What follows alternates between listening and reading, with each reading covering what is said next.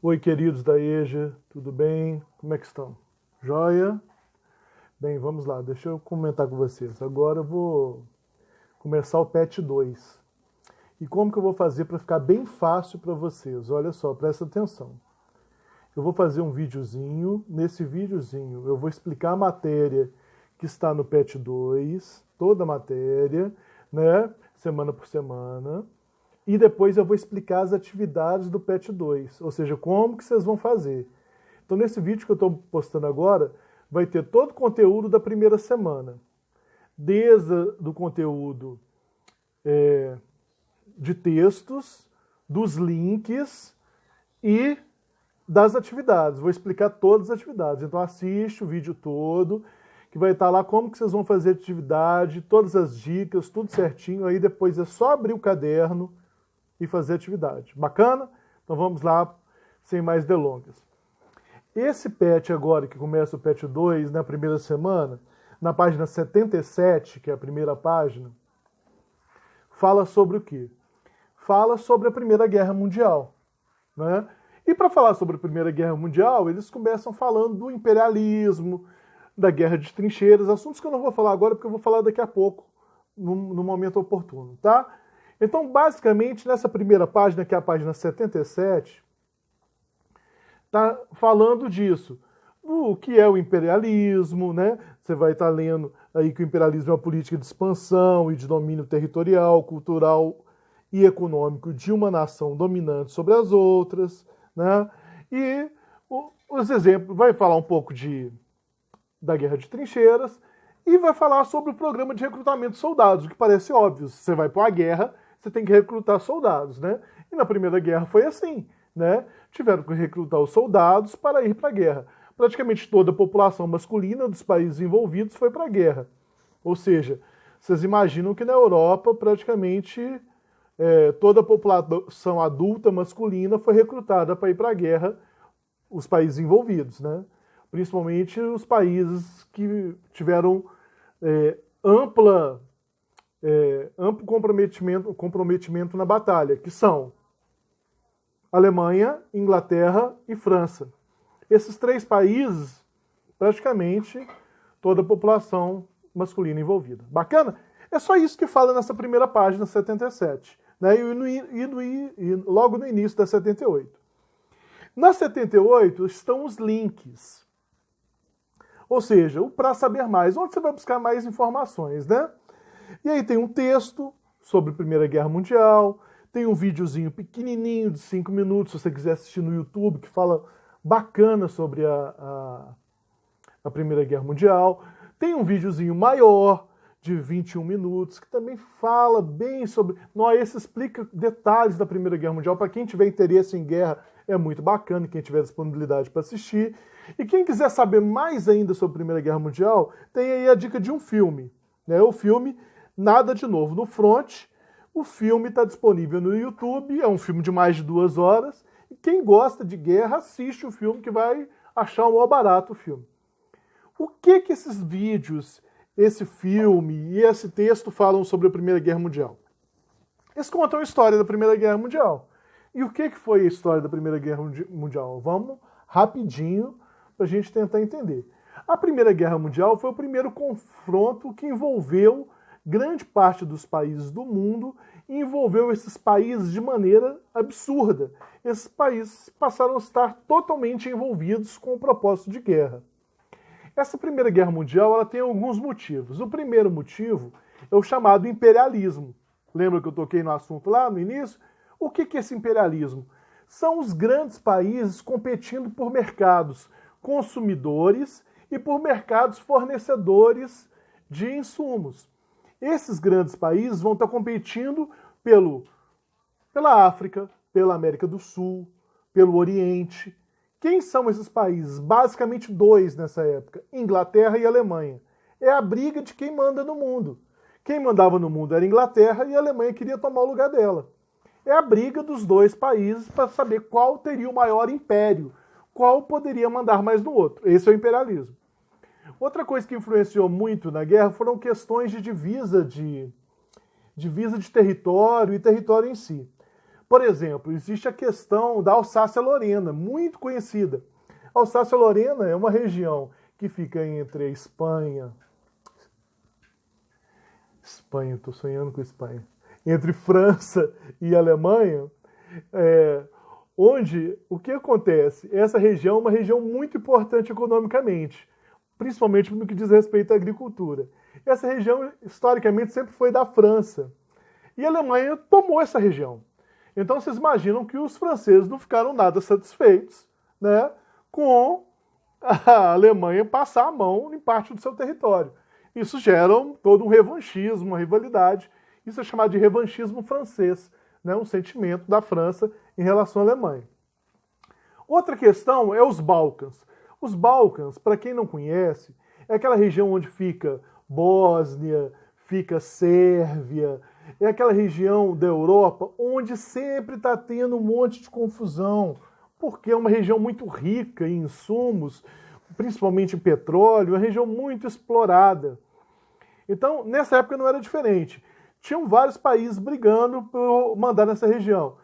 A Sérvia queria dominar toda a região para ela, a Rússia queria dominar a região, a Áustria queria dominar, a Turquia queria dominar, ou seja, não faltava gente para querer mandar na região. Era uma confusão, uma briga danada sobre a região. Uma região explorada durante muito tempo, né, pelo Império Austro-Húngaro, e que agora a Sérvia queria tomar conta da região. Ou seja, existia realmente uma briga por domínio da região, né?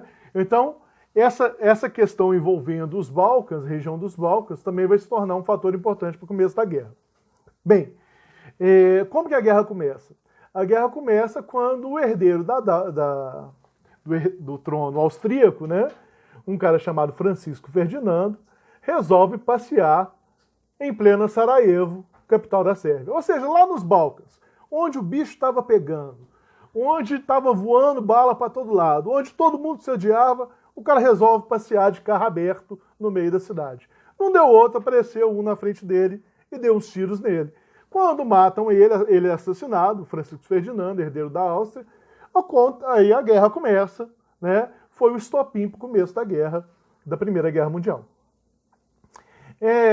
Começar a Primeira Guerra Mundial, ela tem 3 fases distintas. A primeira fase é a fase de movimento, onde as tropas vão se movimentar, formando basicamente 2 frontes, né? Um fronte com o Oriente e um fronte ocidental. Esse fronte ocidental vai ser o fronte mais pesado, que é onde vai ocorrer as batalhas, principalmente entre França e Alemanha, então é um fronte mais pesado. A segunda fase é a fase da Guerra das Trincheiras. O que são trincheiras? São buracos, gente. O pessoal cavou buracos e se escondiam dentro dos buracos. Entre um buraco de um e o buraco de outro existia uma terra de ninguém. E um saía do buraco e atirava no outro, outro saía do buraco e atirava no outro. Eles passaram 3 anos nesses buracos. Né? De 1914 a 1917 é a fase da Guerra das Trincheiras, onde os soldados estavam dentro dos buracos, sobrevivendo naquela loucura, né? Convivendo com animais, com podridão, com falta de alimento, com pessoas mortas, com problemas mentais, com tudo que você possa imaginar de horrível por um ser humano. Ele ficou ali dentro daquele buraco, tentando atingir o inimigo que estava do outro lado. Essa é a Guerra das Trincheiras, a tão famosa Guerra das Trincheiras que ocorreu na Europa. A terceira fase é quando a Rússia sai da guerra e os Estados Unidos entram, em 1917. Né? Essa terceira fase vai ser marcada pelo uso maciço de novas tecnologias de guerra. Tecnologias de guerra como o submarino, que vai surgir aí. Né? Submarino é uma arma de guerra criada pela Alemanha na Primeira Guerra Mundial e surge aí. Os aviões, que vão acabar com as trincheiras, que vamos combinar, a partir do momento que os aviões passam a ser utilizados em larga escala, não adianta você ficar dentro do buraco, porque vem um aviãozinho e joga bomba em você. Então vai acabar com as trincheiras, porque surgem os aviões de guerra, os navios de guerra e por aí vai. Essa terceira fase marca uma fase de novos inventos para o mal, ou seja, inventos para a guerra. Né? A guerra acabou com a rendição da Alemanha, com o Tratado de Versalhes, onde a Alemanha é aniquilada. Né?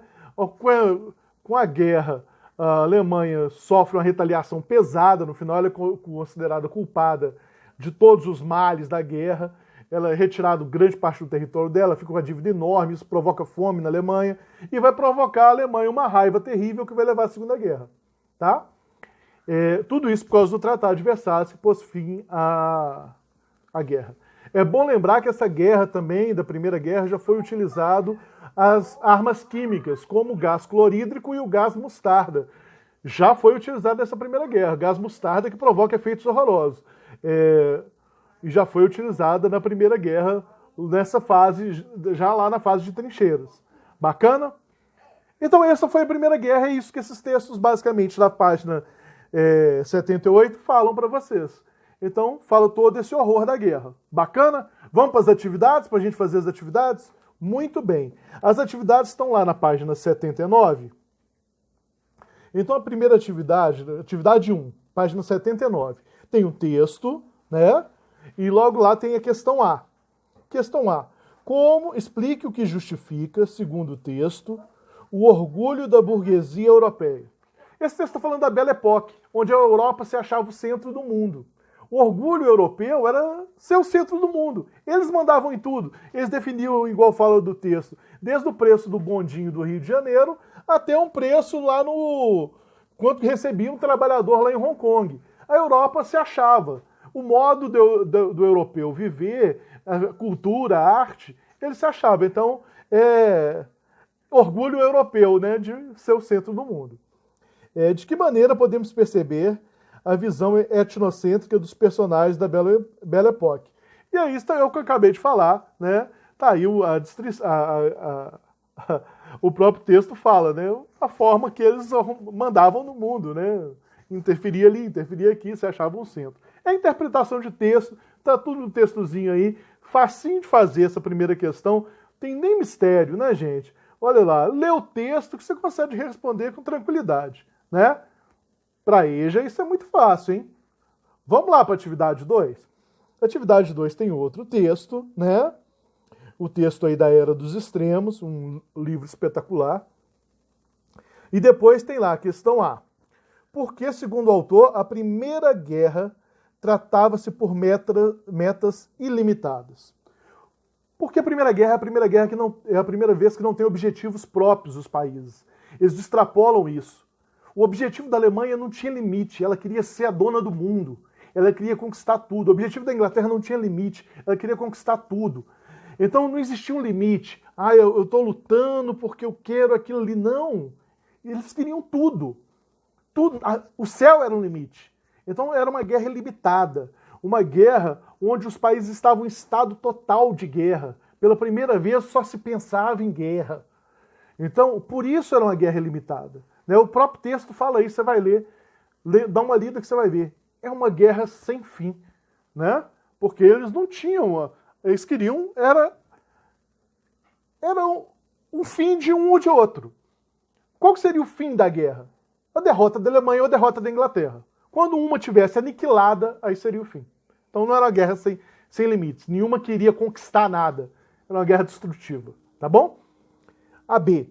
De que maneira as potências desenvolvidas do mundo contemporâneo asseguram a expansão de seus territórios, de seus respectivos mercados? Como que hoje as potências asseguram a expansão dos seus mercados? É simples, através de acordos bilaterais. Você vê isso todo dia na televisão. O país faz acordo com aquele. Você vê que, por exemplo, que ninguém briga com a China. Por quê? Porque depende de produtos chineses. Então depende de acordos, né? Acordos feitos pela OMC, Organização Mundial do Comércio. Tudo isso regido por um jogo, né? Um jogo de relações internacionais. Por isso é muito grave quando ocorrem algumas coisas entre países.